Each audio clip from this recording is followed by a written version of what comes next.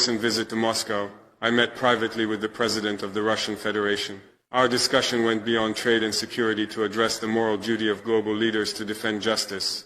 I raised the issue of Nnamdi Kanu, explaining that his case is bigger than one man. It reflects what Africa stands for in the eyes of the world, and whether we will continue to silence our own voices for justice or unite to uphold universal human rights. I explained clearly that Nnamdi Kanu's voice has awakened millions. Agree or disagree with his methods, his message resonates with many Africans who feel unheard, unrepresented, and neglected. I told him that Kanu's imprisonment has become a symbol not of division, but of the unfinished business of African freedom. The Russian president listened closely. He asked questions not as a politician seeking advantage, but as a man trying to understand the deeper current behind this issue. We spoke about the political implications, but also about humanity, the simple truth that no one should be punished indefinitely for speaking their mind, especially when that speech seeks justice. I told him plainly, what happens to Nnamdi Kanu affects the moral balance of Africa.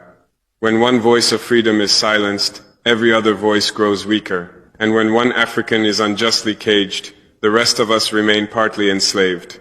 He nodded and responded thoughtfully. He said, Africa deserves to breathe freely. It deserves leaders who protect its conscience, not imprison it. Those words struck me deeply. I urged him to use his country's diplomatic weight to open channels of conversation, not confrontation with the Nigerian government. I made it clear that the goal is not interference but mediation, not pressure but peace. The Russian Federation, I said, can help foster dialogue that respects Nigeria's sovereignty while promoting justice and humanitarian principles. He agreed that lasting peace is built not by suppressing truth but by confronting it. He said Russia would be open to facilitating talks that encourage a peaceful and fair resolution, and to standing with African nations that seek equity rather than exploitation. We both understood that Africa's struggles are not isolated. Every unjust imprisonment, every silenced truth, weakens the moral foundation of the global order.